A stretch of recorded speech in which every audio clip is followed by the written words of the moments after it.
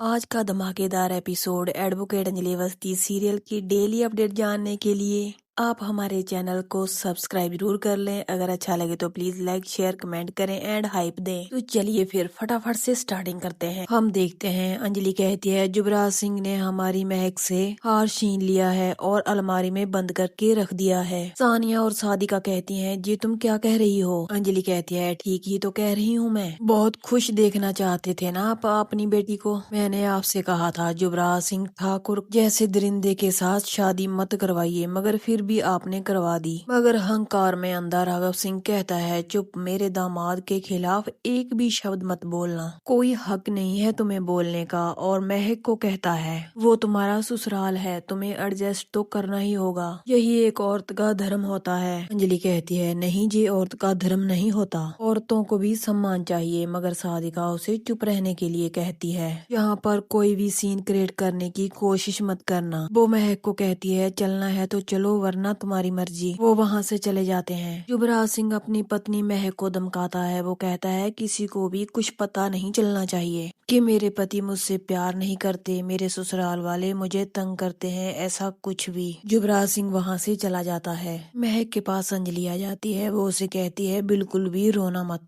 अंजलि उसे कहती है नई नई शादी की है, तुम्हारा गला सोना क्यों रहे। महक कहती है ये क्या है भाभी। अंजलि कहती है ये खानदानी गहना है, इसे पहनो और सज धज कर जाना और हमेशा खुश रहना। महक कहती है किसके साथ खुश रहूं। वो अंजलि के गले लगकर रोने लग जाती है। अंजलि उसे कहती है रोना मत और हार निकालती है, उसके गले में पहना देती है। महक कहती है भाभी आपको इस घर में सब गलत समझते हैं, मगर आप सबसे अच्छी हो। अंजलि उसे कहती है आरती की शादी है इसलिए तुम आंसू मत बहाओ, अपशगुन होगा। और हाँ युवराज सिंह जैसा भी हो, मगर तुम सबके सामने खुश रहना। हम औरतों को तरह तरह के किरदार निभाने पड़ते हैं। तभी वहाँ पर काव्या आ जाती है। महक कहती है आप। वो कहती है हाँ, राजपूत खानदान का आखिरी तमाशा देखने आई हूँ। महक कहती है आपने मुझसे हार छीन लिया और पहना भी नहीं। काव्या कहती है नहीं पहनूंगी, एक्चुअली इस घर के लिए सूट नहीं कर रहा था, तेरे गले में मैं कोई भी गहना नहीं रहने दूंगी। काव्या महक के गले में नेकलेस देखती है और पूछती है जी तुमने कहाँ से लिया। अंजलि कहती है मैंने उसे दिया है। अंजलि कहती है आप इस घर की गेस्ट हैं, इस घर की इज्जत और मेरी ननद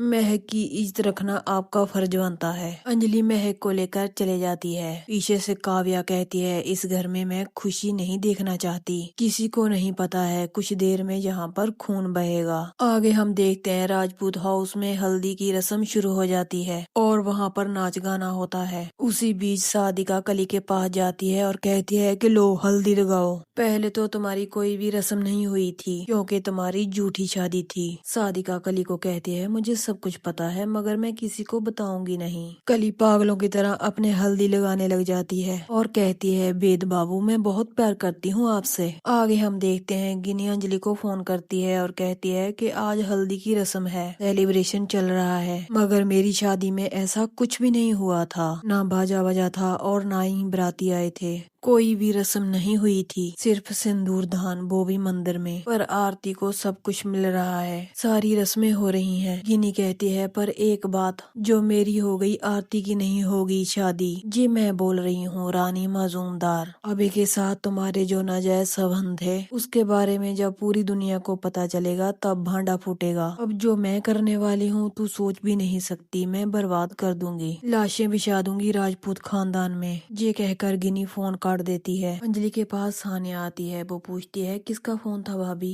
अंजलि कहती है रानी माजूमदार, कभी वो इस घर की खानदान की बहू हुआ करती थी, पर वो आज घर बसाने नहीं तोड़ने आ रही है, पर वो इस सब के लिए जिम्मेदार है वो इंसान। अंजलि अभय सिंह की ओर इशारा करती है। आगे हम देखते हैं काव्या अपनी माँ को कहती है ये जो तुम्हारी बहू है ना, भीगी बिल्ली बनकर यहाँ पर खड़ी है, ये सब नाटक कर रही है, इसके मैंने गहने लिए थे मगर पहने नहीं, मगर इसने यहाँ आकर कैसा सीन क्रिएट किया। काव्या महक से कहती है तुम गले में कुछ भी नहीं पहन कर गई थी, सबको वहाँ पर यही बताना चाहती थी ना कि हम लोग बहुत बुरे हैं। महक कहती है मैंने वहाँ पर किसी से कुछ नहीं कहा, लेकिन ये बात तो सच है ना, आपने मेरे गले से गहने उतार लिए थे। काव्या कहती है तुम कुछ भी पहन सकती थी। तभी काव्या की माँ काव्या को डांटती है और कहती है कभी तो शांति से बात कर लिया करो। काव्या अपनी माँ को कहती है क्या बहू बहू लगा रखा है आपने वहाँ पर कुछ नहीं देखा, ये देखो अंजलि ने इसके गले में कैसे गहने पहना दिए। काव्या कहती है मुझे यही गहने पहनने हैं। काव्या की माँ उसे फिर डांटती है और कहती है कि तुम छोड़ो। अभी वहाँ पर युवराज सिंह आ जाता है। युवराज कहता है ये शादी नहीं होगी। महक कहती है तुम ये क्या बोल रहे हो, तुम मेरे पति हो,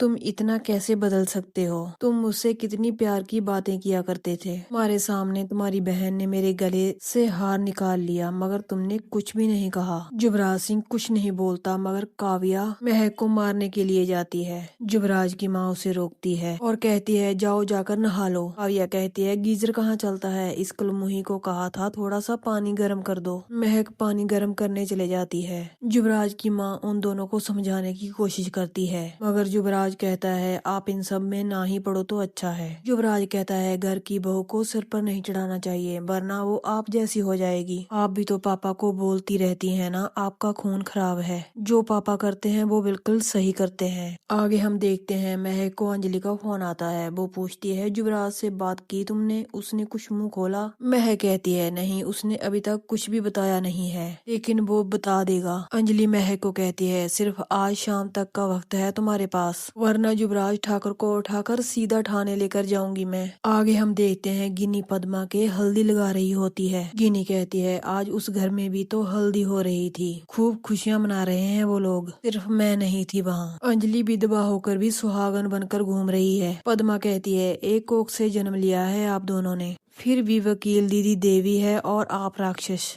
ये सुनकर गिन्नी को गुस्सा आ जाता है और वो पद्मा के चांटा टिका देती है। पद्मा कहती है अपनी बहन के साथ धोखा कर रही हैं आप, एक दिन ऊपर वाला इंसाफ करेगा। गिनी पद्मा को कहती है चुप हो जा, मेरा सबर का इम्तिहान मत ले। गिनी युवराज सिंह को फोन लगाती है और कहती है जुबान पर लगा हुआ ताला खुलना नहीं चाहिए। वीडियो कॉल के बाद दामोदर जी बहुत गुस्से हैं, उसे जहाँ का पता नहीं चलना चाहिए, अगर यहाँ पर पुलिस लेकर पहुँच गई तो युवराज ठाकुर तुम तो समझे गए। तभी वहाँ पर महक गर्म पानी लेकर आ जाती है। युवराज सिंह रानी मजूमदार को कहता है मैं आपको बाद में कॉल करता हूँ। युवराज सिंह महक को डांटता है। वो कहता है तुम्हें नहीं दिख रहा कि मैं बात कर रहा हूँ, क्या तुम्हें अभी पानी लेकर आना था। महक कहती है तुमने ही तो मंगवाया था। तभी वहाँ पर काव्या आ जाती है, कहती है गर्म पानी है, दिखाओ कितना गर्म पानी है। वो महक का हाथ उस पानी में डुबो देती है। पानी इतना गर्म होता है कि महक चीखने चिल्लाने लग जाती है। काव्या कहती है तुम नाटक मत करो, ये गर्म पानी नहीं ठंडा पानी है। काव्या फिर महक पर हाथ उठाने लगती है। तभी वहाँ पर उसकी माँ आ जाती है। महक रोते हुए वहाँ से चले जाती है। काव्या कहती है उस घर से मेरी जितनी बेइज्जती हुई है, मेरा अपमान हुआ है, उस सब का बदला लेकर रहूंगी मैं।